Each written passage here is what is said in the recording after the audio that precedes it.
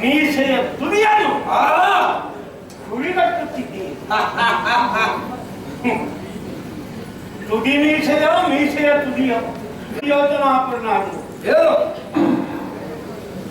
ಒಂದು ಕರ್ಮವನ್ನು ನಡೆಸುವಾಗ ವಿವೇಕಿಯಾದವನು ಪೂರ್ವಾಪರೆಗಳನ್ನು ವಿವೇಚಿಸ್ತಾನೆ, ಪರಿಣಾಮವೇನು ಎಂಬುದನ್ನು ಊಹಿಸ್ತಾನೆ. ಸರಿ, ಹಾಗೆ ಹಿತಾಹಿತಗಳನ್ನು ನಿರ್ಧರಿಸಿಕೊಳ್ಳಲಾಗ ಯಾವನು ಕಾರ್ಯಪ್ರವೃತ್ತನಾಗ್ತಾನೆ ಅವನು ಪಶುಪ್ರಿಯನಿಗಿಸ್ತಾನೆ. ಅಪ್ಪ ಮಗನೇ, ಮಗುವು ಕೈಕಾಲುಗಳನ್ನಾಡಿಸುತ್ತದೆ.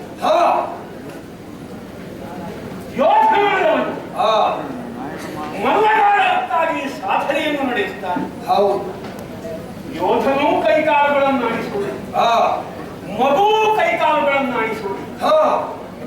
ಮಗುವಿನ ಆ ಕರ್ಮಕ್ಕೆ ಚೇಷ್ಟೆ ಎಂದಿದೆ, ಯೋಧನ ವ್ಯವಹಾರಕ್ಕೆ ಸಾಧನೆ ಎಂದಿದೆ. ಆದುದರಿಂದ ನಿಮ್ಮ ಈ ಕರ್ಮಕ್ರಮವನ್ನು ಕಂಡಾಗ ಬೆಳಗಾಡಿ ಹೋದ. ಯಾಕಪ್ಪ? ನಮ್ಮ ಅಪ್ಪನಿಗೆ ಮರಳು ಆರಂಭವಾಗಿದೆ. ಇಲ್ಲ, ಮರುಳ ತಂದೆ ಮಗನೇ, ರಘುನಾಥನಾದಂತಹ ಶ್ರೀರಾಮನಲ್ಲಿ ಯುದ್ಧವನ್ನು ನಡೆಸುವುದು ಸಿದ್ಧ ಎಂದು ನಿಶ್ಚಯಿಸಿ ತಾವು ಹೊರಟು ನಿಂತಿದ್ದೀರಿ. ಸೂರ್ಯವಂಶವು ಲೋಕಖ್ಯಾತವಾದುದು, ನೀವು ಲೋಕಖ್ಯಾತವಾದಂತಹ ವ್ಯಕ್ತಿತ್ವವಿಲ್ಲವರು. ಎರಡು ಪ್ರಬಲವಾದಂತಹ ಶಕ್ತಿಗಳ ಕ್ಷಣಿಯಿಂದ ಮಧ್ಯದಲ್ಲಿ ಇರುವುದೆಲ್ಲ ನಾಶವಾಗಿ ಹೋಗುತ್ತದೆ. ಈ ಯಥಾರ್ಥವನ್ನು ತಿಳಿದುಕೊಂಡಾಗ ರಾಕ್ಷಸರ ಕುಲಕ್ಕೊಂದು ಹಿರಿಮೆಯನ್ನು ತಂದಿದ್ದ ನಿಮ್ಮ ಅದ್ಭುತವಾದಂತಹ ಕ್ರಮಕ್ರಮವೇನು ಅದನ್ನು ಎಲ್ಲರೂ ಕೊಂಡಾಡುವಂತಾಗಿದೆ.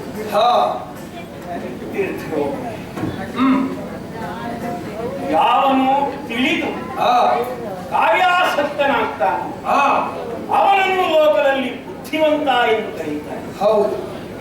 ತಿಳಿಯದೆ ಕಾರ್ಯಪ್ರವೃತ್ತನಾದರೆ ಮೂಢ ಎಂದಷ್ಟೇ ಹೇಳ್ತಾರೆ. ಲೋಕಕ್ಕೆ ನೀತಿ ಮಾರ್ಗವನ್ನು ನಿರ್ದೇಶಿಸುವ ಸಾಮರ್ಥ್ಯವುಳ್ಳ ನಿಮ್ಮ ಬೌದ್ಧಿಕ ಶಕ್ತಿ ಅಮೋಘವಾದ್ದು, ಅಪಾರವಾದ್ದು. ನಾವೆಲ್ಲ ತಿಳಿದುಕೊಂಡಿದ್ದೇವೆ. ರಾಮನಾರೆಂದು ತಿಳಿದು ನೀವು ಸಂಗ್ರಾಮವನ್ನು ನಿಶ್ಚಯಿಸಿದ್ದೀರಾ ಅಲ್ಲ, ಅವನಾರೆಂದು ತಿಳಿಯಲು ಮುಂದೆ ಸಾಗುತ್ತಿದ್ದೀರಾ. ರಾಮನ ವಿಕ್ರಮವೇ, ಲೋಕೋತ್ತರವಾದ ವ್ಯಕ್ತಿತ್ವವೇ ನಿಮಗೆ ನಾನು ಕೇಳಬೇಕಾಗಿಲ್ಲ. ಸರಿ, ಆದರೂ ಯುದ್ಧೋತ್ಸವದಲ್ಲಿ ಮುಂದುವರಿಯುತ್ತಿದ್ದೀನಿ. ತಿಳಿದು ಕೈಗೊಳ್ಳುವ ಕೆಲಸವಾದರೆ ಇದರಿಂದ ಶುಭವಿಲ್ಲ ಎಂಬುದು ತಮಗೆ ಸಂತೋಷವಾಗಿದೆ. ಸರಿ, ತಿಳಿಯಲೇ ಕಾರ್ಯವನ್ನು ಕೈಗೊಂಡರೆ ಮರುಳಾಟಿಕೆಯಲ್ಲದೆ ಮತ್ತೆ ಯಾವನನ್ನು ಲೋಕದ ಜ್ಞಾನಿಗಳು ಲೋಕೈಕನಾಥನೆಂದು ಪರಾತ್ಪರನೆಂದು ಮುಕ್ತಿದಾಯಕನೆಂದು ಕೊಂಡಾಡಿದರು. ಆ ಮಹಾನುಭಾವನು ವಿಶೇಷವಾದ ವಿಶಿಷ್ಟವಾದ ವ್ಯಕ್ತಿತ್ವವನ್ನು ಗುರುತಿಸಿಕೊಂಡು ನಾವು ಮುಂದುವರಿಯಬೇಕಾದ ಅಗತ್ಯವಿಲ್ಲ. ಲೋಕೈಕ ನಾಯಕನಾದ, ಮುಕ್ತಿದಾಯಕನಾದ, ಇಷ್ಟಾರ್ಥಪ್ರದನಾದ ಆ ಮಾಯಾ ಮಾನುಷನ ಆ ರಾಘವನಲ್ಲಿ ಈ ಯುದ್ಧದಿಂದ ಶುಭ ಪರಿಣಾಮ ಪ್ರಾಪ್ತವಾಗುವುದಕ್ಕೆ ಸಾಧ್ಯವಿದೆ. ಮಗು ಕೇವಲ ಮಾನವ ಆರಾಮ ಚಂದ್ರಹಾಸವನ್ನೇ ಪಡೆದವ ಈ ರಾವಣ. ಈ ಚಂದ್ರಹಾಸದಿಂದ ಆತನ ಇರಿತದಿಂದ ಆತನನ್ನು ಕೊಂದು ಬರ್ತೇನೆ ನಾನು. ಇಳಿಯುವುದಕ್ಕಾಗಿ ಹೊರಟು ಹೌದು, ಯಾರು ರಾಮನನ್ನು ಅಳುಕುವುದಕ್ಕೆ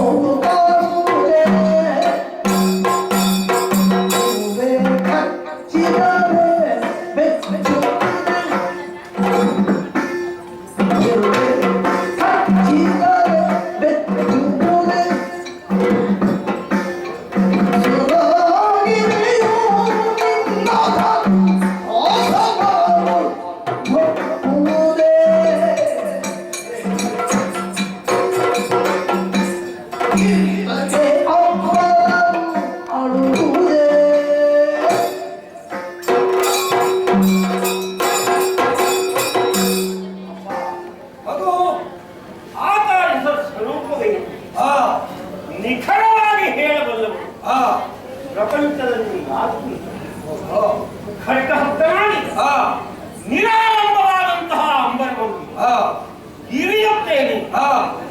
ಒಬ್ಬನು ಮುಂದುವರಿದರೆ ಆ ಆಕಾಶ ಹೆದರಿ ನಡುಗುವುದಕ್ಕಿದೆ. ನೋಡಲಿಗಳು ಒಂದಾಗಿ ಉರಿಯುವ ಅಗ್ನಿಯನ್ನು ಕ್ಷಣಾರ್ಥದಲ್ಲಿ ಆರಿಸಿ ಬಿಡುತ್ತೇವೆ. ಹೋದರೆ ಅಗ್ನಿ ಎದರಿ ಮುಂದೆ ಏನು ಮಾಡುವುದಕ್ಕೆ ಸಾಧ್ಯ? ಯಾರೆಲ್ಲಾದರೂ ಸೂರಿಯುವುದಕ್ಕೆ ಮೇರು ಪರ್ವತವನ್ನು ಕಿರಿದಾದ ಇರುವೆಯನ್ನು ಅರುಗಿಸಿರುತ್ತೇನೆ.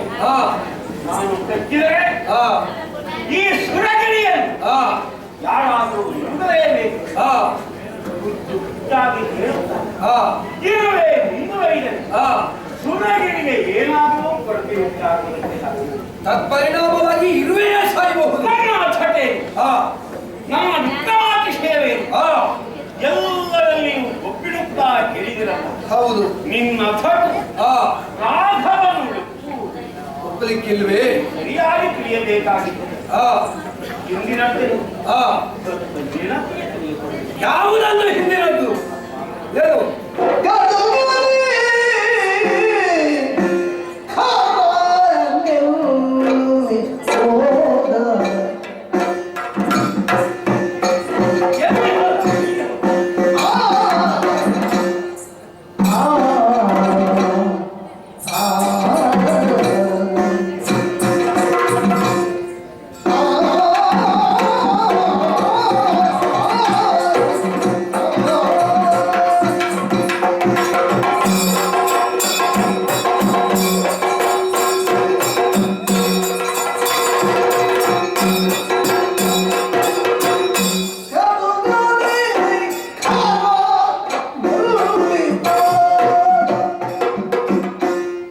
ಹಿಂದೆ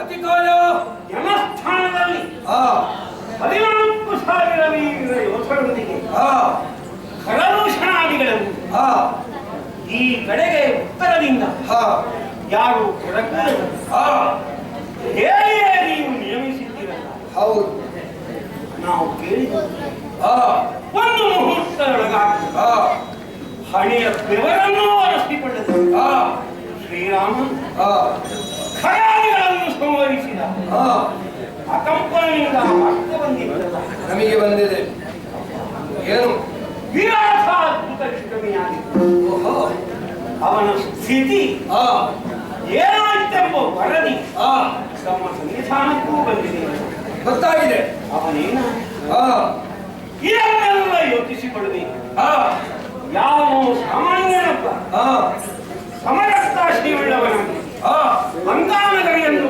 ಪ್ರವೇಶಿಸಿದ್ದಾನೆ ಆ ಈ ಕಾಮಕ ತತ್ವವನ್ನು ನೋಡಿ ಆ ಸೂರ್ಯವಂಶೀಯನ ಬಲಿಷ್ಠತೆಯನ್ನು ನೋಡಿ ಆ ಅಪ್ಪ ಏನು ವ್ಯವಹರಿಸಬೇಕಾದ ಅಗತ್ಯ ಆ ಈಗ ನಮಗೆ ಪ್ರಾಪ್ತವಾಗಿದೆ ಓಹೋ ದಶಮುಖನ ದಿಗ್ವಿಜಯ ಕಾಲದಲ್ಲಿ ಆ ಎಂತಹ ಅದ್ಭುತವಾದ ಸಾಹಸವನ್ನು ಆ ನೀನು ಪ್ರಕಟಿಸಿದ್ದೇವೆ ಆ ಅದೆಷ್ಟು ಪರಿಣಾಮಕಾರಿಯಾಗಿತ್ತು ಆ ನಮಗೆಲ್ಲ ಆ ಆದುದರಿಂದ ಏನು ತೀರ್ಥಲೋಕನೇ ಓ ಸನ್ನಿಧಾನದಲ್ಲಿ ಆ ನನ್ನ ಪ್ರಾರ್ಥನೆ ಅವಧರಿಸಬೇಕು ಏನು ಸ್ಪಷ್ಟವಾಗಿ ಹೇಳು ಆ ಏನು ಸೀತೆಯರು ರಘುವರನಿಗಿತ್ತು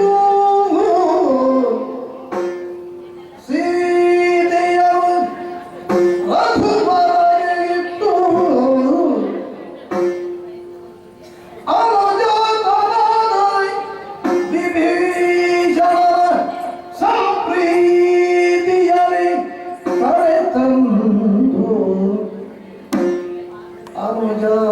ಅನುಜಾತನಾದ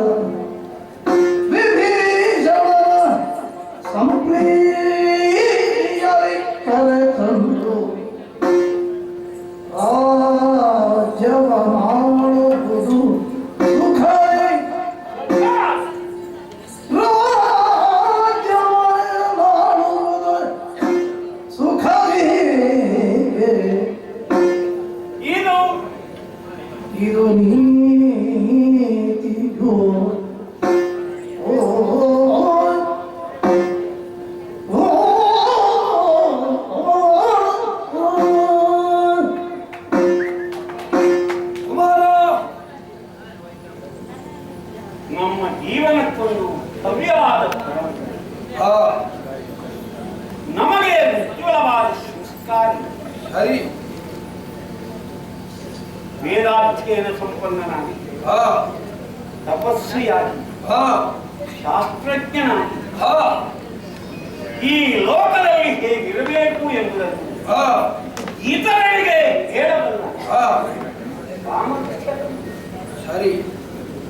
ಸಂವಿಧಾನಕ್ಕೆ ಉಪಯೋಗಿಸಿ ಹಾ ನನ್ನ ಏನು ಏನು ವರದಾನಾಪಹಾರ ಹಾ ಸರಿಯಲ್ಲ ಎಂಬುದನ್ನು ಹಾ ನಾನು ಹೇಳಿ ನೀವು ತಿಳಿಯಬೇಕಾಗುವುದಿಲ್ಲ. ಹಾ ನೀವು ಹಾ ಸೀತಾದೇವಿ ಹಾ ರಾಮನಿಲ್ಲದ ಮೇಲೆ ಹಾ ಪಂಚವಟಿಯಿಂದ ಇಲ್ಲಿಗೆ ಬಂದಿ.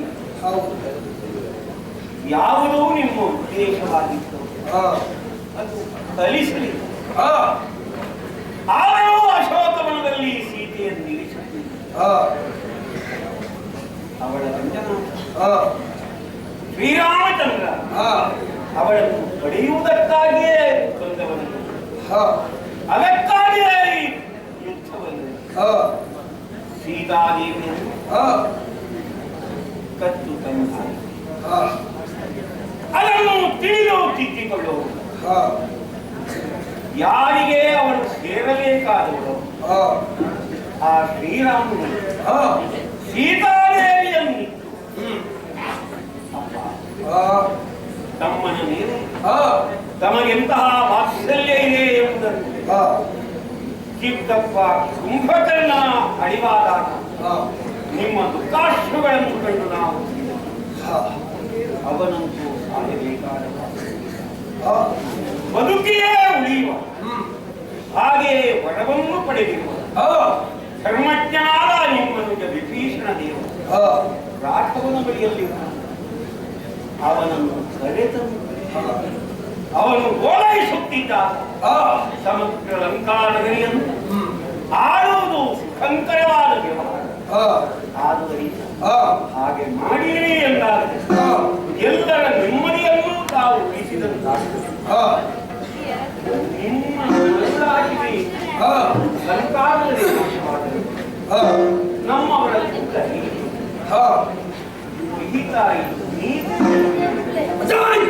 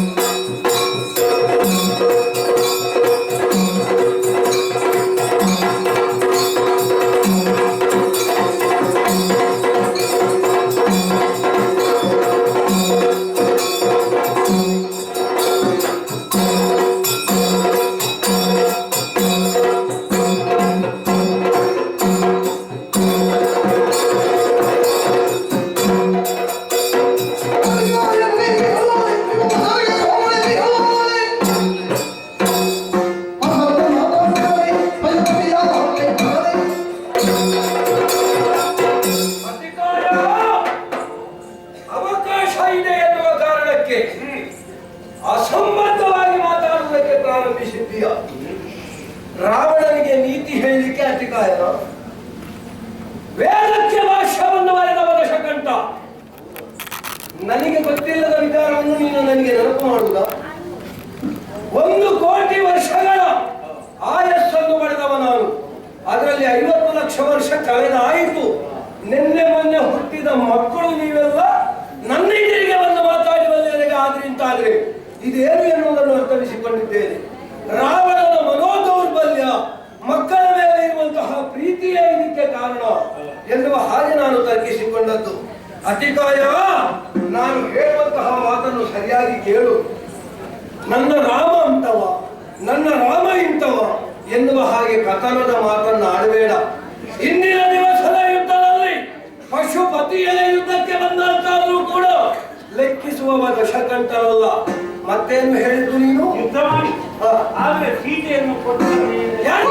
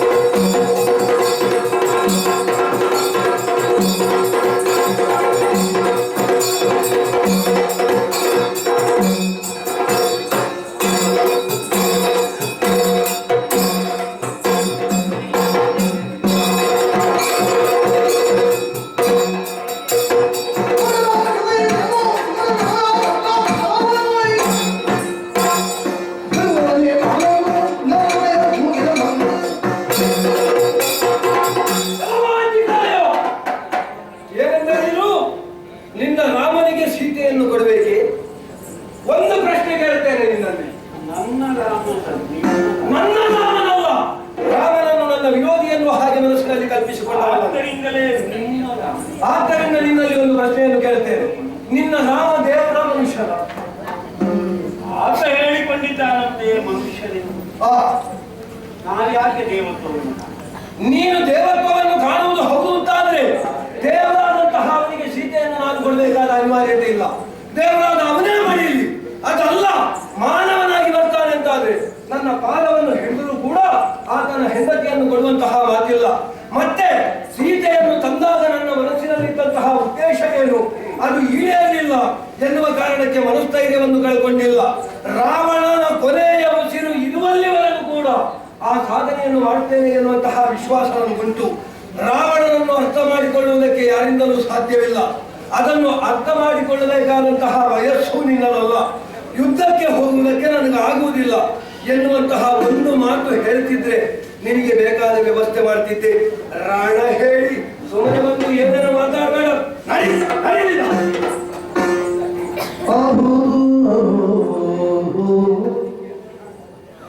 ಮತ್ತೆ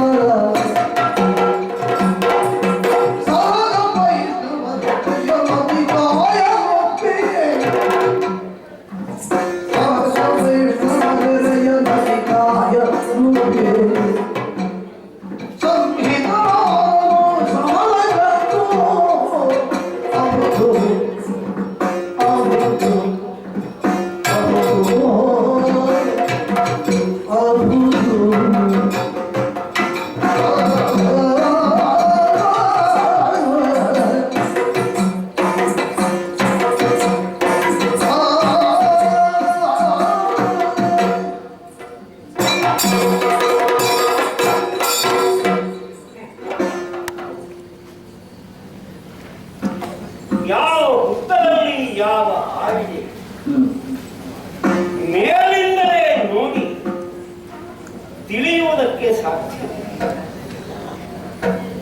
ಸರ್ಪ ಹುತ್ತದಿಂದ ಹೊರಗೆ ಬಂದರೆ ಅದರ ಸ್ವರೂಪವೇನು ತಿಳಿಯುವುದಕ್ಕಾಗಿ, ಅಥವಾ ಹುತ್ತವನ್ನು ಪಡಿ ಹೊರ ಬರುವಂತೆ ಮಾಡಿದರೆ ಸ್ವರೂಪವೇನು ಬಡಿಯುವುದರ ಪರಿಣಾಮ ಹಾವಿಗೂ ನೋವ, ಹುತ್ತವೂ ಒಂದು. ಸ್ವಲ್ಪ ಅಧಿಕ ಪ್ರಸಂಗವಾಯಿತು. ನನ್ನ ಅನಿಶ್ಚಿತಗಳನ್ನು ಹೇಳಿದರೆ ಮುಕ್ತನಾದಿ ನೀರೇನು ತಿಳಿದಿರುವೆ. ಭೂಮಿ ಕಿರಿಯುವಂತೆ ಗರ್ಜಿಸುತ್ತಿದ್ದಾರೆ.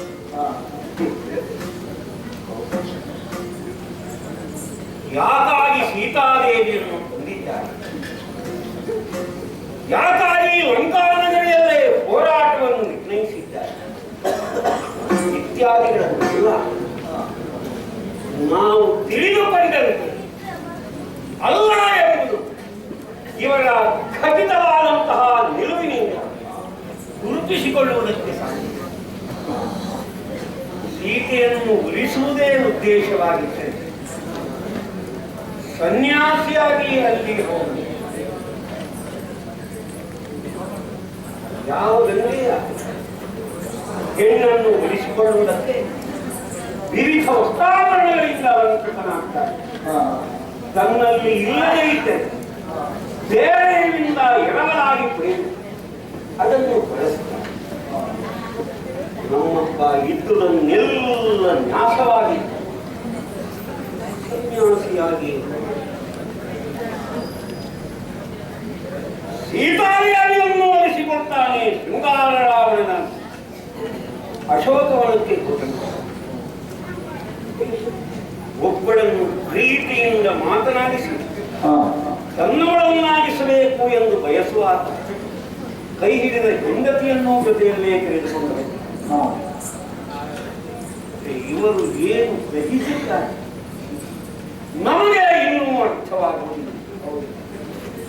ಅದು ಇತರರಿಗೆ ತಿಳಿಯಬೇಕಾಗಿಯೂ ಇಲ್ಲ. ನಮ್ಮ ಅಪ್ಪಯ್ಯ ತಿಳಿಯಲ್ಲ, ಅವರೇ ಬಲ್ಲದು. ನನಗೆ ಕರ್ತವ್ಯ ಇದೆ. ದಾಶರಥಿಯಾದಂತಹ ರಾಘವ ವಿಕ್ರವಾಕ್ಯ ಪರಿಪಾಲನೆಗಾಗಿ ಜಟಾಕೀರಧರನಾಗಿ 14 ವರ್ಷಗಳ ಅರಣ್ಯವಾಸ ದೀಕ್ಷೆಯಿಂದ ಬಂದ ತಂದೆಯ ಮಾತನ್ನು ಉಳಿಸಿಕೊಳ್ಳುವುದು ತಮ್ಮ ಜೀವನದ ಧ್ಯೇಯ ಎಂದು ಎಲ್ಲರಿಗೂ ತಿಳಿಯುವಂತೆ ತನ್ನ ಜೀವನಕ್ರಮವನ್ನು ರೂಪಿಸಿಕೊಂಡರು. ಮಗನ ರಾಮನಲ್ಲಿ ದೇವತ್ವವನ್ನು ಕಾಣುವಂತಹ ಕರ್ತಕಿ ತಂದೆ ಯಾಕಾಗಿ ತಂದರು, ಏನು ಉದ್ದೇಶ ಇತ್ಯಾದಿಗಳನ್ನು ತಿಳಿಯುವುದಲ್ಲ. ನಾನು ಯಾವನ ಜೀವನಾದರ್ಶವನ್ನು ಒಪ್ಪಿಕೊಂಡೆನು ಆ ರಘುವೀರ ತಂದೆಗಾಗಿಯೇ ಕಾಡಿಗೆ ಬಂದ.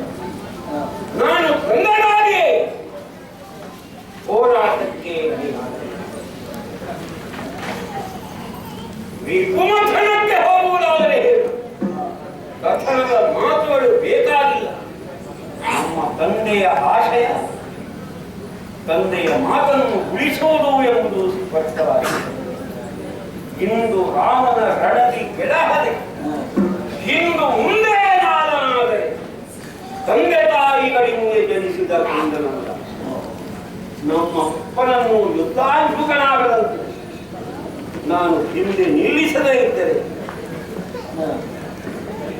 ತಂದೆಯ ಮಾತನ್ನು ನಡೆಸಿಕೊಳ್ಳುವುದಕ್ಕೆ ಸಾಧ್ಯ ಇಲ್ಲ ಎಂಬುದು ಗೊತ್ತಿದ್ದರೂ ಅಧಿಕಾರ ತಂದೆಯ ಇಷ್ಟಕ್ಕೆ ವಿರೋಧವಾದ ಅಪಖ್ಯಾತ. ಆದ್ದರಿಂದ ನಮ್ಮಪ್ಪನನ್ನು ತಡೆ ನಾನು ಸಮರ ಸಿದ್ಧನಾಗುತ್ತೇನೆ.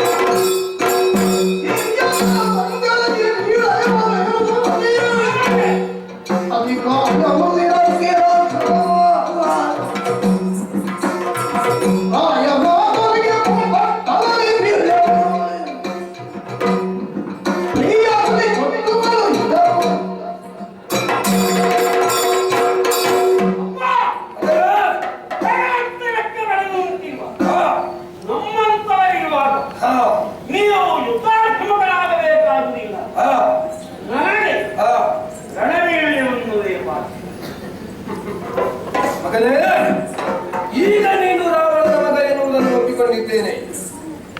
ಮಗು, ನನ್ನ ಮನಸ್ಸಿನ ನೋವನ್ನು ಅರ್ಥವಿಸಿಕೊಳ್ಳದಂತಹ ನಿನ್ನನ್ನು ಕಂಡು ಒಂದೆರಡು ಕಟ್ಟು ನುಡಿಯನ್ನಾಡಿರಬಹುದು. ಆದರೆ ಅದನ್ನು ಮನಸ್ಸಿಗಿಟ್ಟುಕೊಳ್ಳಬೇಡ ಮಗನೇ. ಯುದ್ಧರಂಗಕ್ಕೆ ನೇರವಾಗಿ ಹೋಗು. ನಿನಗೆ ಈ ಕ್ಷಣದಲ್ಲೇ ವಿಳಯವನ್ನು ನಾನು ಕೊಡ್ತೇನೆ.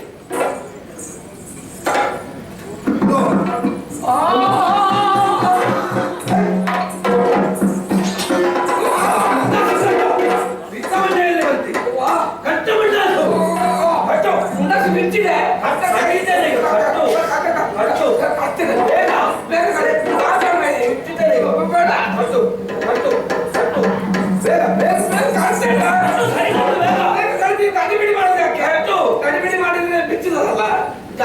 ಬಿತ್ತ ಮಂಡೆ ಕರ್ತನೆ ಗೊತ್ತಾಗಿಲ್ಲ ನನಗೆ. ಕಟ್ಟು ಬೇಗ ಕಡಿತಾನೆ ಈಗ. ನೀವು ಹೆದರಿಸಿದ್ರೆ ನಾನು ಕಟ್ಟುದೇ ಇಲ್ಲ. ತಲೆಯನ್ನೇ ತೆಗಿತೇನೆ ಈಗ. ನೀವು ಸ್ವಲ್ಪ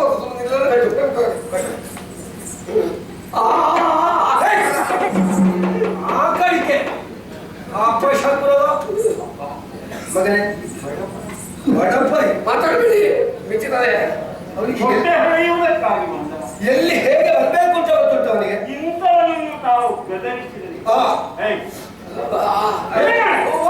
ಏನು ಮಾಡ್ತಾ ಇದ್ದೀನಿ? ನಾನು ನಿದ್ದೆಗೆ ಬಿದ್ದಿದ್ದೆ. ನಿದ್ದೆಗೆ ಬೀಳುವುದು ಹೇಗೆ? ನಿದ್ದೆ ಮಾಡ್ತಾ ಇದ್ದೆ ನಾನು. ಆವಾಗ ನನಗೆ ಒಂದು ಸೋಪಾನ ಬಿತ್ತು. ಎಂತದು? ಸೋಪಾನ ಕಣ್ಣಿಗೆ ಸ್ವಪ್ನ. ಸ್ವಪ್ನ ಬಿತ್ತು ಅಂತ. ಯಾವುದು ಸ್ವಪ್ನ? ನಾನು ನಿದ್ರಾಲೋಕದಲ್ಲಿ ಇದ್ದೇನೆ. ಹಾ. ಆ ಹೊತ್ತಿಗೆ ದೊಡ್ಡ ಒಂದು ಆನೆ. ದೊಡ್ಡ ಆನೆ. ಆನೆ ಸಣ್ಣದಿರುವುದಿಲ್ಲ, ಆನೆ ದೊಡ್ಡದೇ. ಹೌದು. ಒಂದು ಆನೆ ನನ್ನ ಹತ್ರಕ್ಕೆ ಬಂತು. ಇಷ್ಟು ಉತ್ತರ ಸೊಂಡಿಲು ಆನೆಗೆ ಅಡಿಯ ಆನೆ ಅಲ್ಲ, ಮತ್ತೆ ಆನೆ. ಅಲ್ಲ, ಆನೆಗೆ ಸೊಂಡಿಲು ದೊಡ್ಡದೇ ಇರುವುದು. ದೊಡ್ಡದಿರದ. ಹೌದು. ಆ ಸೊಂಡಿಲನ್ನು ಎತ್ತಿ ನನ್ನ ಮೂಗಿನೊಳಗೆ ಹಾಕಿ ತಿರುಗಿಸ್ತಾ ಉಂಟುತ್ತೇನೆ. ಇವ ಬಡಪಾಯ ಸರಿಯಾಗಿ ನೋಡಿದೀಯಾ? ನಿನ್ನ ಮೂಗಿನ ಹೊಳ್ಳೆ ಎಷ್ಟು ದೊಡ್ಡದುಂಟು? ಎಷ್ಟು ದೊಡ್ಡದು? ಆನೆಯ ಸೊಂಡಿಲ ಎಷ್ಟು ದೊಡ್ಡದುಂಟು? ಎಷ್ಟು ದಪ್ಪ ಉಂಟು? ಅದು ನಿನ್ನ ಮೂಗಿನ ಹೊಳ್ಳೆಗೆ ತುರುಕಿಸಿದ್ರೆ ನೀನು ಬದುಕುತ್ತೀಯ ಮಗನೇ? ಅದು ನಿದ್ದೆಯಲ್ಲಿ ಅಲ್ವಾ? ಎಚ್ಚರದಲ್ಲಿ ಎದ್ದು ನೋಡ್ತೇನೆ, ಇಲ್ಲಿ ಬಾಲ ಹಾಕಿ ತಿರುಗಿಸ್ತಾ ಉಂಟು. ಹಾಗೆ ಮುಚ್ಚುವಾಯ ಕುದು. ಬಾಯಿಗೆ ಬಿಗಿಯಾಗಿ ಉಸಿರು ಬಿಟ್ರೆ ಶಿರ ಕತ್ತರಿಸೇರು. ನಿನ್ನ ವಿರೋಕ್ತಿಯನ್ನು ಕೇಳಿದಂತಹ ನಾನು ಹೊಂದ ಹರಿವಾರದಲ್ಲಿ ದುರ ವೀಳೆಯನ್ನು ಸಿದ್ಧಪಡಿಸಿದ್ದೇನೆ. ರಣಧಾರುಣಿಯನ್ನು ಸೇರುವುದು ಮಾತ್ರವಲ್ಲ, ವಿರೋಧಿ ವೀರರ ಕತ್ತನ್ನು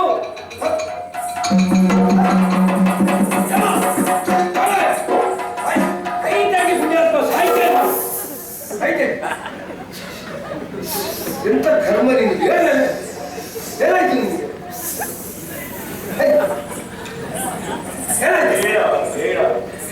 ಹೇಳಿ, ನೀವು ಹೇಳಿದ್ರು ಎಂತದು? ಉಸಿರು ತೆಗೆದ್ರೆ ತಲೆ ಕಡಿತ ಹೇಳಿದ. ಹಾಗ ಮೂಗಿನ ಬಾಯಿಗೆ ಕೈ ಇಟ್ಟು ಕುಳಿತುಕೊಂಡದ್ದು. ನೀನು ಸತ್ರೆ ನಿನ್ನ ಹೆಂಡತಿ ಮಕ್ಕಳಿಗೆ ಯಾರಿದ್ದಾರೆ ಪುಣ್ಯ? ಆ ಹೊತ್ತಿಗೆ ಮೇಲಿನ ಗಾಳಿ ಮೇಲೆ, ಕೆಳಗಿನ ಗಾಳಿ ಕೆಳಗೆ. ಹಾಗೆ ನಾನು ಹೇಳಿದ್ದಲ್ಲ. ನಾನು ಹೇಳಿದ್ರ ತಾತ್ಪರ್ಯ ಏನು?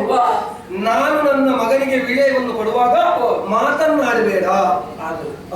ಅದೆಲ್ಲ ಅರ್ಥವಾಗುವಂತಿದ್ದರೆ ಇವ ನನ್ನ ಸಾರಥಿಯಾಗಿ ಉಳಿಯಿತ. ಅವನೇ ಮಹಾರಥಿ ಆಗುತ್ತಿದ್ದ. ಮಗನೇ, ಒಂದು ಹರಿವಾರದಲ್ಲಿ ದಿನ ವೇಳೆಯನ್ನು ನಿಂತಿದ್ದೇನೆ. ಜಯರವನೇನು ಸೆಳೆದುಕೊಂಡು ಬಾ. ನನಗೊಂದು ಕೊಟ್ಟು ಬಿಡಿ. ಯಾವುದು? ಬೂಳಿಯ ಅವರಿಗೆ ಕೊಟ್ಟದ್ದು. ಅದು ವೀಳ್ಯ ಪುಣ್ಯಾತ್ಮ. ನನಗೊಂದು ಇರಲಿ. ದರ್ಶನ ಎಲ್ಲ ಮುಗಿದವ ಎಲ್ಲರೂ ಅಲ್ಲ, ಅದು ಈಗ ನಿಮಗೆ ಕೊಟ್ಟದ್ದು ನನಗೆ ನಿಮ್ಮ ಜೊತೆ ಇರುವಾಗ ಹೇಗೆ ಮಗನೇ ಆದೀತ ನಿನಗೆ? ಈಗ ನಿನಗೂ ವೀಳ್ಯವನ್ನು ನಿಂತಿದ್ದೇನೆ. ಸಂತೋಷ ಮುಕ್ತಿ. ನನ್ನ ಮಗನ ಜೊತೆಯಲ್ಲಿ ಹೋಗಿಲ್ಲ.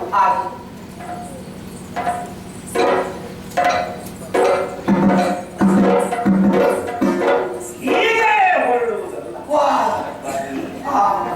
ನಾವು ಸಿದ್ಧತೆಗಳನ್ನು ಮಾಡಿಕೊಳ್ಳಬೇಕು. ಒಳ್ಳೆಯ ಪ್ರಭು. ತುಳಸಿಯ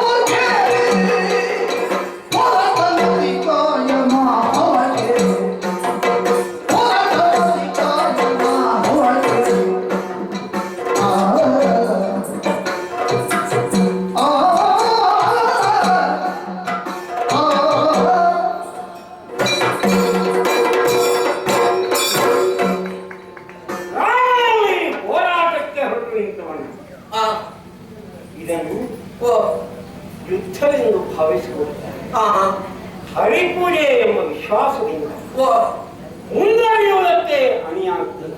ಹಾ ನಾರಾಯಣನಿಗೆ ನಮಸ್ಕಾರವನ್ನು ಮಾಡುತ್ತಾ ಓ ಪೂಜೆಗೆ ಆರಂಭಿಸುವಾಗ ಹಾ ತುಳಸಿಯನ್ನು ಸಂಗ್ರಹಿಸಿ ಹಾ ಎಲ್ಲ ಸಾಧನವಿದ್ದು ಹಾ ತುಳಸಿ ಇಲ್ಲದ ಪೂಜೆ ಹಾ ಒಲ್ಲನ್ನು ಹಾ ಹರಿಕೊಳ್ಳಲು ಓ ತುಳಸಿಯನ್ನು ಇಟ್ಟು ಹಾ ಮಾಲಿಕೆಯನ್ನು ಆರಿಸಿಕೊಂಡು ಅದನ್ನು ಕೊರಳಲ್ಲಿ ಧರಿಸಿದ್ದೇನೆ. ಹಾ ಹಣೆಗೆ ಊರ್ಧ್ವ ತ್ರಿಪುಂಡ್ರವನ್ನು ರಚಿಸಿದ್ದೇನೆ. ಓ ನೋಡಿದವರೆಲ್ಲ ಹಾ ಈತನೊಬ್ಬ ವೈಷ್ಣವ, ಶ್ರೀಹರಿಯ ಪಾದ ಸೇವಕ, ಹಾ ಭಗವದ್ಭಕ್ತ ಎಂದು ತಿಳಿಯುವಂತಾಗುವುದಿಲ್ಲ. ಹೌದು ಪ್ರಭು. ಗೇಹಾದಿಗಳಲ್ಲಿ ಅಭಿಮಾನವುಳ್ಳವರು ಹಾ ನಾನಾ ವಸ್ತುಗಳಿಂದ ಪರಿಮಳ ದ್ರವ್ಯಗಳಿಂದ ಹಾ ದೇಹವನ್ನು ಅಲಂಕರಿಸಿದರು. ನಿಜ. ಯಾವುದು ಹರಿಗೆ ಪ್ರಿಯವಾದರೂ ಹಾ ಅದನ್ನೇ ಅಳವಡಿಸಿಕೊಂಡು ಹಾ ಹೊರಟು ನಿಂತವರು ಹಾ ತಾಯಿಗೆ ನಮಸ್ಕಾರವನ್ನು ಮಾಡಿ ನನ್ನ ಆಶೆ ಪೂರೈಸುವಂತಾಗಿ ಹಾ ಆಶೀರ್ವದಿಸುವುದೆಂದು ಪ್ರಾರ್ಥಿಸಿದಾಗ ಇಷ್ಟಾರ್ಥ ಸಿದ್ಧಿಯಾದ ಪೂಜ್ಯರಾದಂತಹ ಧನ್ಯವಾದಿನಿ ಹಾ ನನ್ನನ್ನು ಆಶೀರ್ವದಿಸಿದ್ದಾರೆ. ಹೌದು.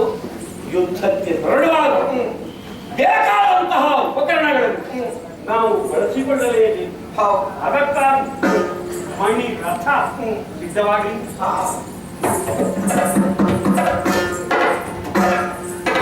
ಸಿದ್ಧವಾಗಿದೆ ಪ್ರಭು.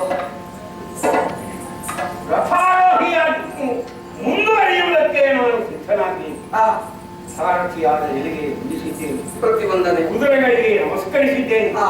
ರಥಕ್ಕೆ ಪ್ರದಕ್ಷಿಣೆ ಬಂದು ಹಾ.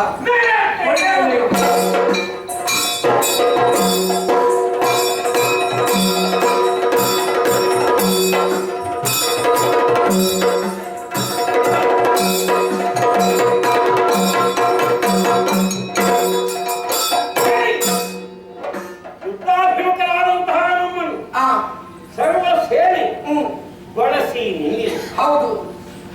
ಎಲ್ಲರನ್ನು ಹಾ ಕರೆದುಕೊಂಡು ಹೋಗುವ ಉತ್ಸಾಹ ನನ್ನದಲ್ಲ. ಓ ಆದುದರಿಂದ ಹಾ ಅವರಲ್ಲೆಲ್ಲ ಹಾ ಕೇಳುವಂತೆ ಹಾ ನಾಲ್ಕು ಮಾತುಗಳನ್ನು ಹೇಳ್ತೇನೆ. ಹಾ ಸ್ವಲ್ಪ ತಡೆಯಿರಿ. ನಾಲ್ಕು ಮಾತು ಕೇಳಿ. ಬನ್ನಿ ಬನ್ನಿ. ಬನ್ನಿ. ಬನ್ನಿರೇ ಸಂಸಾರ ಶರಧಿಯನು ಕಾಡುವರು. ಬನ್ನಿ. ಬನ್ನಿರೇ ಸಂಸಾರ ಶರಧಿಯನು ಕಾಡುವರು. ಬನ್ನಿ. ಬನ್ನಿರೇ ಮೋಕ್ಷ ಕಾಂಚಿಗಳು.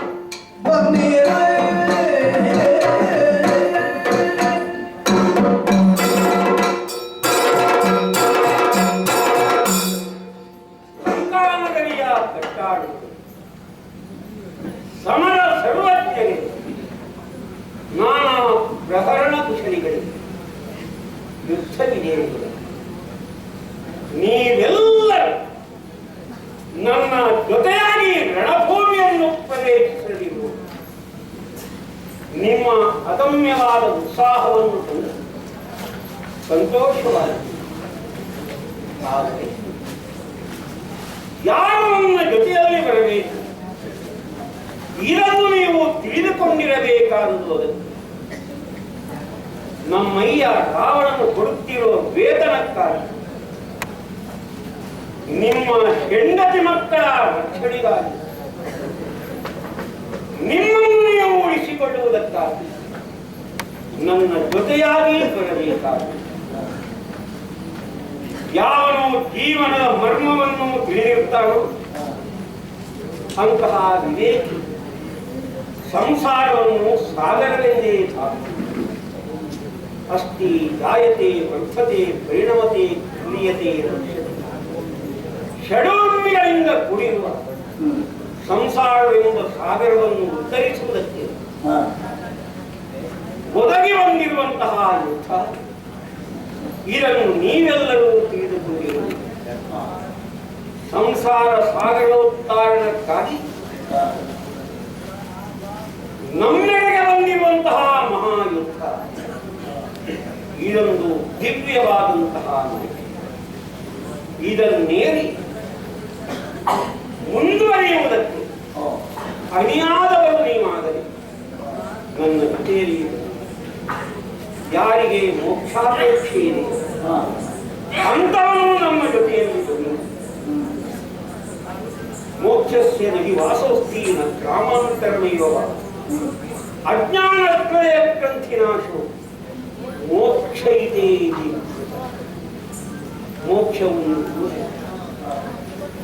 ಮೋಕ್ಷವೊಂದು ಗ್ರಾಮವಲ್ಲ. ಮೋಕ್ಷವೆಂದರೆ ಭವ್ಯ ಸುಂದರ ಮಂದಿರವಲ್ಲ, ಅಜ್ಞಾನ ಹೃದಯ ಗ್ರಂಥಿ. ಆಗ ದೊರೆಯುವಂತಹ ದಿವ್ಯ ಪದವೇ ಇದನ್ನು ಅರ್ಥ ಮಾಡಿಕೊಂಡು ನನ್ನ ಜೊತೆಯಲ್ಲಿ ನೀನು ಬರಬೇಕಾಗಿದೆ. ಸಾಂಸಾರಿಕವಾದಂತಹ ಬಂಧನದಿಂದ ಮುಕ್ತರಾಗುವುದು, ಮೋಕ್ಷವನ್ನು ಪಡೆಯುವುದಕ್ಕೆ ಆಶೆಯುಳ್ಳವರು ನನ್ನ ಜೊತೆಯಾಗಿ ಒದಗಿದಂತಹ ಮಹಾಯುದ್ಧ ಜೀವನ ಉತ್ಕರ್ಷಕ್ಕೆ ಹೇತು ಎಂಬುದನ್ನು ತಿಳಿದುಕೊಂಡು ನನ್ನ ಜೊತೆಯಲ್ಲಿ ಬಂದಿದೆ. ಯಾವುದು ಶಾಶ್ವತವಾದುದು, ಯಾವುದು ನಿತ್ಯವಾದುದು, ಯಾವುದು ಸತ್ಯವಾದುದು ಅದನ್ನು ಪಡೆಯುವುದಕ್ಕಾಗಿ ನೀವೆಲ್ಲರೂ ನನ್ನ ಜೊತೆಯಲ್ಲಿ ಬಂದಿದ್ದೀರಿ. ನಾನಾ ದೃಷ್ಟಿಯುಳ್ಳವರು ನಮ್ಮ ಸೇವೆಯಲ್ಲಿ ಇದ್ದಾರೆ. ಬ್ರಹ್ಮಪದವನ್ನು ಬಯಸುವವರು, ಅಮರಪದವನ್ನು ಬಯಸುವವರು, ಶಿವಾನುಗ್ರಹ ಸಂಪಾದನೆಗಾಗಿ ಸಾಧನೆಯನ್ನು ನಡೆಸುವವರು ಈ ಕ್ಷೇತ್ರದಲ್ಲಿದ್ದೀರಿ ಎಂಬುದನ್ನು ಮರೆಯಬೇಕು. ಈಶನಾಗಬೇಕೆ ಅಲ್ಲ, ಸ್ವರ್ಗವಾಗ್ತಿ ಆಗಬೇಕೆ ಅಲ್ಲ, ಬ್ರಹ್ಮಪದವನ್ನು ಸೇರಬೇಕು. ನಿಮ್ಮ ಆಶೆ ಏನಿದೆಯೋ ಅದೆಲ್ಲವೂ ಈ ಮಹಾ ರಣಯಜ್ಞದಲ್ಲಿ ನಾವು ಪಡೆದುಕೊಳ್ಳುವುದಕ್ಕೆ ಸಾಧ್ಯ. ಅಂತವರು ನನ್ನ ಜೊತೆಯಾಗಿ ಬಂದಿರಿ, ನನ್ನ ಜೊತೆಯಾಗಿ ಬಂದಿರಿ. ನೋಡಪ್ಪ, ಸರಿಯಾಗಿ ಎಲ್ಲರಿಗೂ ಹೇಳು. ಇದನ್ನು ಅರ್ಥ ಮಾಡಿಕೊಂಡು ಸಂಸಾರ ಸಾಗರವನ್ನು ದಾಟುವುದಕ್ಕೆ ಯಾವರು ಸಿದ್ಧನಾಗಿರ್ತಾರೆ ಅಂಥವರು ಮಾತ್ರ ನನ್ನ ಜೊತೆಯಲ್ಲಿ ಬಂದರೆ ಸಾಕು. ಒಮ್ಮೆ ಡಂಗುರ ಹೊಡಿ. ಆದರೆ ಇವರಿಗೆಲ್ಲ ಅರ್ಥ ಆಗಬೇಕು, ಡಂಗುರವೇ ಹೊಡೆದು ವಿಳಂಬಿಸಬೇಡ. ಇಲ್ಲ, ಬೇಗ ಹೋಗಿದ ಅದು ಅದಿಲ್ಲ ಡಂಗುರ ಸಾರಕ್ಕೆ ಆಗುದಿಲ್ಲ.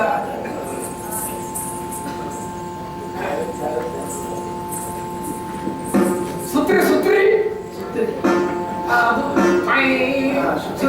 ಸುತ್ತಿ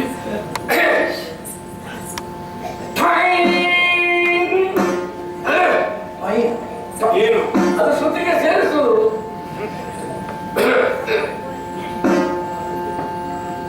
ಸಾರು ಸಾರು ಮುಗಿಲಿದ ಸಾರುವೆ ಸಾರುವೆ ಸಾರುವೆನು ಡಂಗುರವ ಕೇಳಿರಣ್ಣ, ಅಣ್ಣ ಕೇಳಿರಣ್ಣ, ಅಣ್ಣ ಕೇಳಿರಣ್ಣ.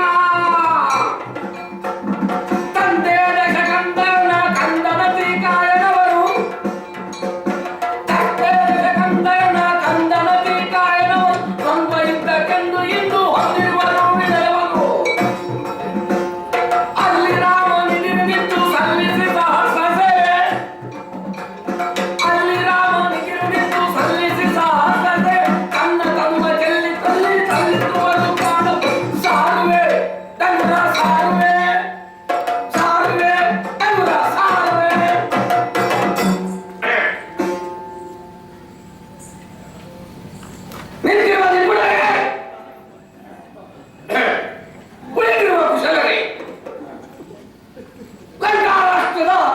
ನಾಗರಿಕರೇ, ಎಲ್ಲರೂ ಕಿವಿ ಕೊಟ್ಟು ಕೇಳುವಿ.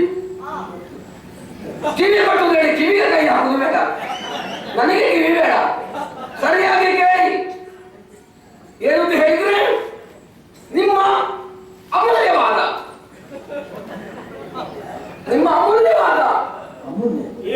ಅಮೂಲ್ಯ ಅಲ್ಲ ಸ್ವಾಮಿ, ಅಮೂಲ್ಯವಾದ ಸಮಯವನ್ನು ಹಾಳು ಮಾಡಿದ್ರೆ ಸ್ವಲ್ಪ ಹತ್ತಿರ ಬನ್ನಿ, ಎಲ್ಲರೂ ಕೇಳಿ. ಏನಂತ ಹೇಳಿದ್ರೆ ಹೇಳುವುದಕ್ಕೆ ಏನೂ ಇಲ್ಲ. ಅಲ್ಲ, ಒಂದು ವಿಷಯ ಉಂಟು, ಅದು ವಿಷಯ ಉಂಟು. ದೊರೆಗಳು ಹೇಳಿದ್ದನ್ನು ಮುಂದೆ ಹೇಳ್ತಾ ಇದ್ದೇನೆ, ಅದೊಂದು ವಿಷಯ ಏನಿಲ್ಲ. ನಮ್ಮ ಅತಿಕಾಯಕರು ಯುದ್ಧಕ್ಕೆಂದು ರಾಮಣೇಶ್ವರ ಮಹಾಪ್ರಭುಗಳಲ್ಲಿ ವೀಳ್ಯ ಪಡ್ಕೊಂಡಿದ್ದಾರೆ. ಹಾಗಾಗಿ ಯುದ್ಧದ ಅಪೇಕ್ಷೆ ಯಾರಿಗಿದೆಯೋ ನಮ್ಮ ಜೊತೆಗೆ ಬನ್ನಿ, ಯುದ್ಧ ಮಾಡಿ.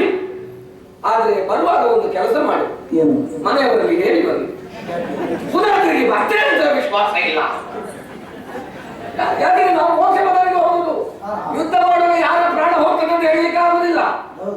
ಹಾಗಾಗಿ ಮತ್ತೊಂದು ಹೇಳಿ ಬನ್ನಿ, ನಾವು ಪುನಃ ತಿರುಗಿ ಬರ್ತೇನೆ ಎಂಬ ನಿರೀಕ್ಷೆಯಲ್ಲಿ ನೀವು ಇರುವುದು ಬೇಡ. ಬಂದ್ರೆ ಬಂದೇ ಅಂತ ತಿಳ್ಕೊಳ್ಳಿ. ಮತ್ತೆ ಹೊಂದ ಕಾರ್ಯವನ್ನು ಮಾತ್ರ ಬಂದ್ರೆ ಸಹ ಮುದುಕರು ಬರುವುದು ಬೇಡ. ಕುಳಿತು ಸಾಯುವುದು ಯಾಕೆ? ಹಾಗೆ ಕೆಲವರಿಗೆ ಮುದುಕರಿಗೆ ಆಸೆ ಇರ್ತದೆ, ನಾವು ರಾಮನನ್ನು ನೋಡಿ ಬಿಡುವ ಅಂತ, ಒಮ್ಮೆ ಹೋಗಲಿಗೆ ಅಂತ. ಅದನ್ನ ಕೆಲಸ ಮಾಡಿ, ಒಲೆಗುಡದಲ್ಲಿ ಕುಳಿತುಕೊಳ್ಳಿ. ಒಲೆಗುಡದಲ್ಲಿ ಚಳಿ ಬಿಸಿಯಾರಾಗೂ ಆಯ್ತು, ಅಲ್ಲಿ ಕುಳಿತು ರಾಮ ಧ್ಯಾನ ಮಾಡಿ, ನಿಮಗೆ ಅಲ್ಲಿಯೇ ಮೋಕ್ಷ ಸಿಗ್ತದೆ. ಹಾಗಾಗಿ ಯಾರು ಯುದ್ಧದ ಅಪೇಕ್ಷೆ ಇದೆಯೋ, ರಾಮನನ್ನು ಕಾಣುವುದಕ್ಕೆ ಆಸೆ ಇದೆಯೋ, ಮೋಕ್ಷ ಪದವಿಯನ್ನು ಸೇರಿದಕ್ಕೆ ಆಸೆ ಇದೆಯೋ, ಅವರೆಲ್ಲ ಬನ್ನಿ ಬನ್ನಿ ಬನ್ನಿ. ಇವರಿಗೆ ಅರ್ಥ ಆಯ್ತು ಅಂತ ಕಾಣ್ತದೆ.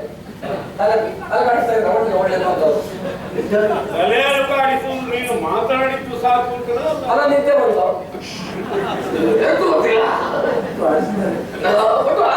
ಇದೆ. ಇವರಿಗೆ ಸ್ವಲ್ಪ ವಿಷಯವನ್ನು ಬೇರೆ ಇವರು ಬೇರೆ ಭಾಷೆಯವರು ಅವರಿಗೆ ಅರ್ಥವೇ ಆಗಿಲ್ಲ. ನೀವು ಹೇಳಿದ್ದವರಿಗೆ ಸರಿ ಗೊತ್ತಾಗಿ. ಹೌದು, ಇವರ ಭಾಷೆಗಳು ಅವರ ಭಾಷೆ ಬೇರೆ ಅಂತ ಕಾಣ್ತಾರೆ. ಇವರಿಗೆ ಬೇರೆ ಹೇಳಿಬಿಡ್ತಾರೆ. ಸುತ್ರಿ ಸುತ್ರಿ ಬೇರೆ ಸುತ್ತಿ ಸುತ್ತಿ ಉಂತಿ ಉಂತಿ ಉಂತಿ ಉಂತಿ ಅದೊಂದು ಭಾಷೆ, ತಗೊಳ್ಳೋದೇಕದ್ದು. ಉಂತಿ ಉಂತಿ ಉಂತಿ ಸಂಗತಿನ ಒಂತೆ ಪಂಪೆಗೆ ನಿಲ್ಲೆ, ಉಂತಿ ಉಂತಿ ಸಂಗತಿನ ಒಂತೆ ಪಂಪೆಗೆ ನಿಲ್ಲೆ, ಮಾಂತಿರ್ಲ ತೆರೆದ ರಾಜ ಸೇವೆನಂತೆ ಮಲ್ಪುಲೆ, ಮಾಂತಿರ್ಲ ತೆರೆದ ರಾಜ ಸೇವೆನಂತೆ ಮಲ್ಪುಲೆ.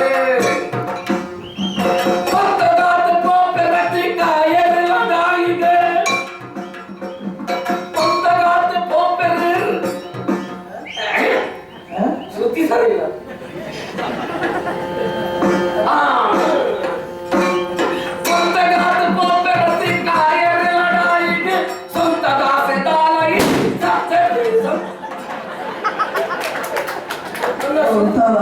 ನನ್ನ ಶ್ರುತಿ ಅದೇ ತಪ್ಪಿಸಿಬಿಟ್ಟ.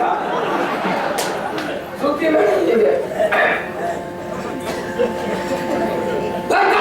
ಮಹಾಜನಕುಳೆ ಯಾರು ಒತ್ತು ಒತ್ತುದು ಬಂದ್ಬಿಡಿದಾರ ಮಂಟ. ನಿಗ್ಲಿ ಅರ್ಥ ಆಗ್ತಿತ್ತು, ಭಾಷೆ ಗೊತ್ತಾಗ್ತಿತ್ತು. ಇದು ನಮ್ಮ ಅತಿಕಾಯ ಲಡಾಯಿ ಬಿದ್ದಾಡ್ತೇವೆ. ಈ ಸಂಸಾರ ಮಾಡ್ಬಿಡೋದು ಒಂದು ಸಂತ ಇಟ್ಟಿಲ್ಲ. ಆಚೆ ಆಳ ಸಂಸಾರ ಎನ್ನುವುದು ಕಡಲಿನ, ಈ ಸಂಸಾರ ಬಂದ್ಬಿಡ ಕಡ್ಲೆ ಲೆಕ್ಕ.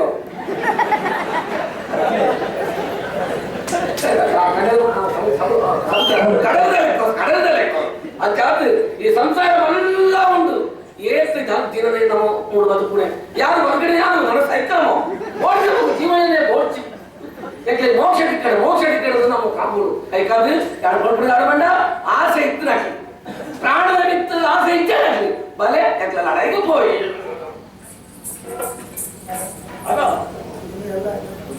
ಸತ್ಯವನ್ನು ತಿಳಿಯವರು ಇವರೆಲ್ಲ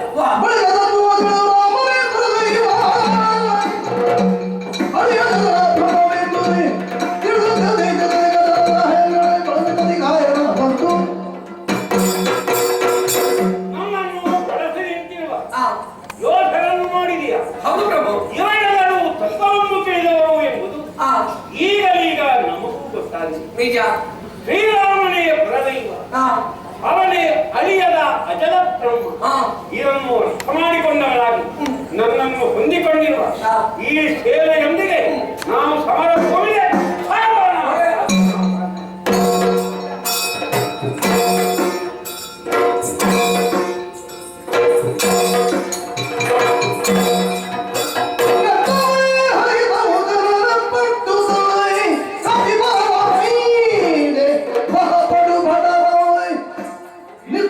ಮನಗಳು ಬೆರಗಂಬಟ್ಟು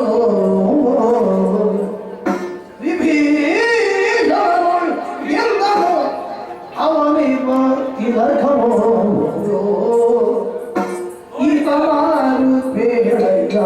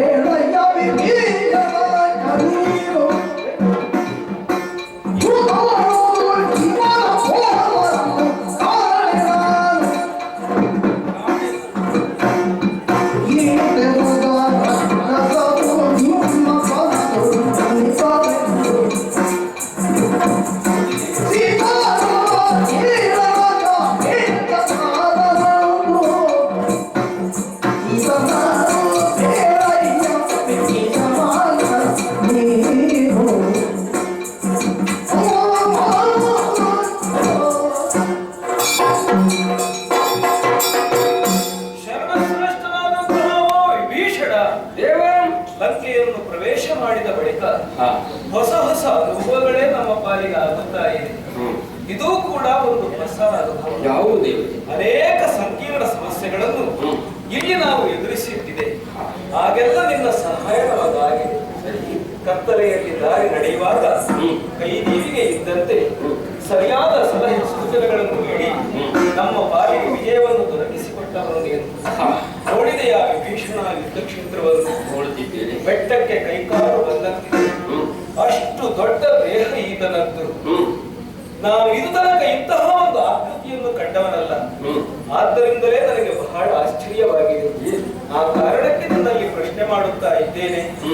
ಈತ ನಾನು ಇಂತಹ ರಾಕ್ಷಸರು ಈ ರಾವಣನ ಸೇನೆಯಲ್ಲಿ ಇನ್ನೆಷ್ಟು ಮಂದಿ ಇದ್ದಾರೆ? ಇವನ ಬಗೆಗೆ ಪೂರ್ಣ ವಿವರ ನಿನ್ನಿಂದ ಬೇಕಾಗಿದೆ. ಹೇಳು ವಿಭೀಷಣ, ಯಾರು? ಈ ಹಲಾಲಿಸು ವೀರಮತಿ ಕಾಯ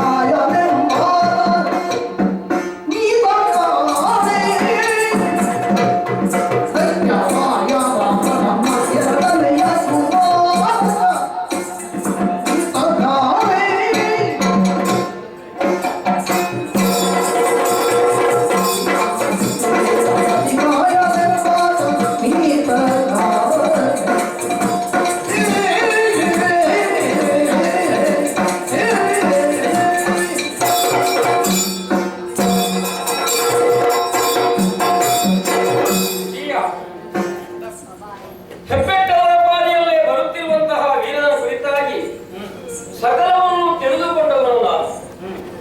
ಲಂಕಾವಳಿಯನ್ನಾಡುತ್ತಿರುವಂತಹ ನನ್ನಣ್ಣನಾದಂತಹ ದಶಕಂಠನ ಎರಡನೆಯ ಮಗ ಇವ ಅಂದ್ರೆ ಮತ್ತೆ ಮೊದಲಿನವ ಇಂದ್ರಜಿತ್. ಧಾನ್ಯ ಮಾಲಿನ್ಯ ಮಗನಾಗಿ ಅತಿಕಾಯನೆನ್ನುವಂತಹ ನಾಮವನ್ನು ಹೊಂದಿದವನು ಈತ. ಎರಡನೆಯ ಮಗನಿದ್ದ. ಈತನ ಹೆಸರು ಅಧಿಕಾಯ. ಸರಿ, ಎಷ್ಟೊಂದು ಸ್ವರೂಪ ಜ್ಞಾನ ವಿಕೀರ್ಣರಲ್ಲೇ ಇವರಲ್ಲ. ಎಲ್ಲರೂ ಕೆಲವೊಂದು ಹೇಳಲಾಗುವುದು. ಆದರೆ ಇವನು ಈ ಹಿಂದೆ ಬಂದವರಂತೆ ಖಂಡಿತವಾಗಿಯೂ ಅಲ್ಲ. ಈ ಹಿಂದೆ ಒಬ್ಬ ಬಂದಿದ್ದ, ಇಂದ್ರಜಿತ್ತು ನಾಮ. ಬಹಳಷ್ಟು ಸಾಹಸವನ್ನು ತೋರಿದವನು ಹೌದು. ಮಾಯಾವಿದ್ಯ ಪ್ರವೀಣನು ಸಹಜ. ನಮ್ಮನ್ನು ಸದೆ ಹೊಡೆಯಬೇಕೆನ್ನುವಂತೆ ಕುಟಿಲೋಪಾಯಗಳನ್ನೇ ಮೈಗೂಡಿಸಿಕೊಂಡು ಬಂದವ. ಒಂದು ರೀತಿಯ ಹೇಯ ಕೃತ್ಯವನ್ನು ಮಾಡುತ್ತಿದ್ದವನಾತ. ಅವನಂತೆ ಇವನಲ್ಲ. ಪರಮ ಸಜ್ಜನಿಗರಿದ್ದಾನೆ. ನೇರ ಮಾರ್ಗಾವಲಂಬಿಯ ಇವನಾಗಿದ್ದಾನೆ. ಬದುಕಿಗೆ ಒಂದು ಸ್ಪಷ್ಟವಾದಂತಹ ಲಕ್ಷ್ಯವನ್ನಿಟ್ಟು ಹೇಳಿದ್ದಾನೆ.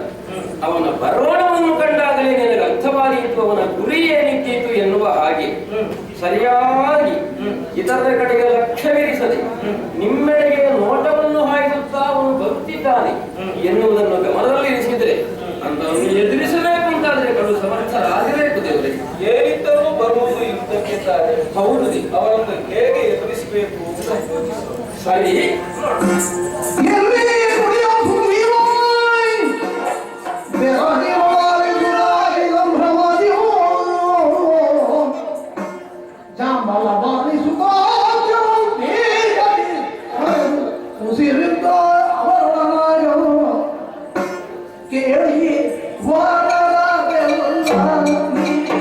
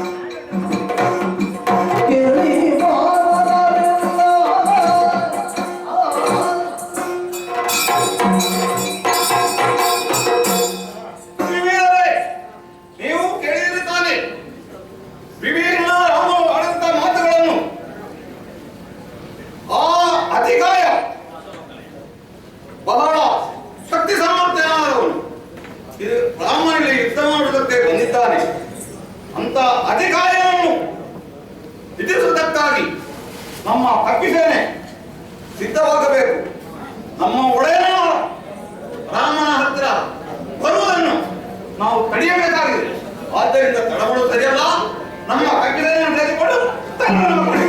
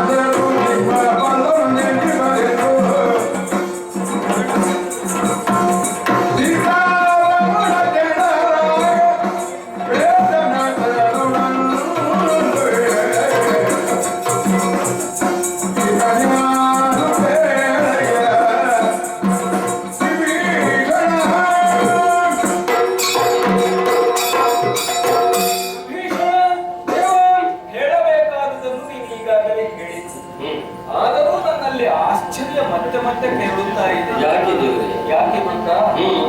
ಹಣೆಯಲ್ಲಿ ಮೂರ್ತಿ ಪುಂಡ್ರ, ಹ್ಮ್. ತುಳಸಿಯ ಹಾರ, ಹಾಗೆ ಅಂತ ಕೈಯಲ್ಲಿ ಧರಿಸಿರುವುದು ಧನುಸ್ಸು.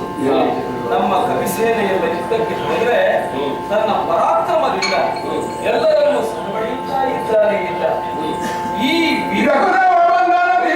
ನೋಡ ಈತಗಿರುವ ಭಟರನು ತೋರುಗಾಡ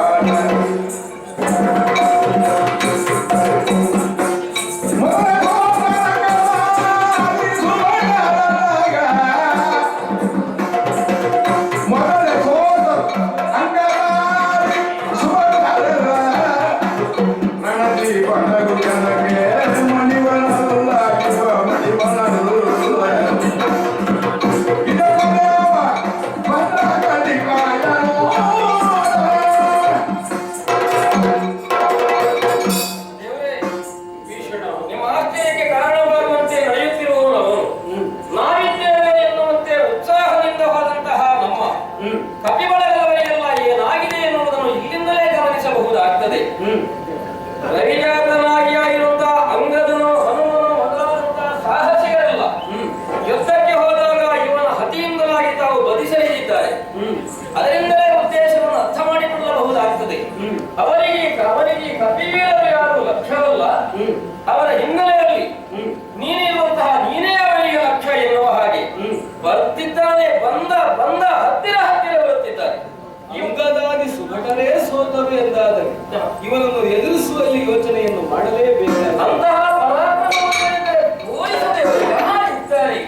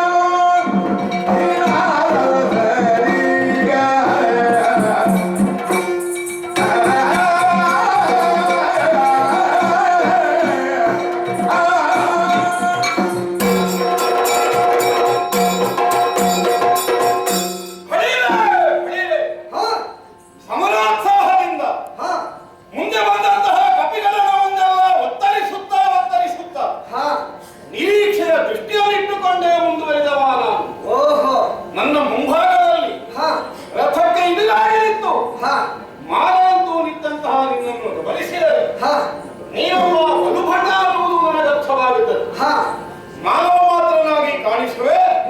ಆದ್ದರಿಂದಲೇ ಪ್ರಶ್ನೆ ಮೂಡುತ್ತದೆ, ಹಾ ರಘುಕುಲ ತಿಲಕನಾದ ರಾಘವನೋ ಅವನು ನಿಜವಾದ ಲಕ್ಷ್ಮಣನೋ?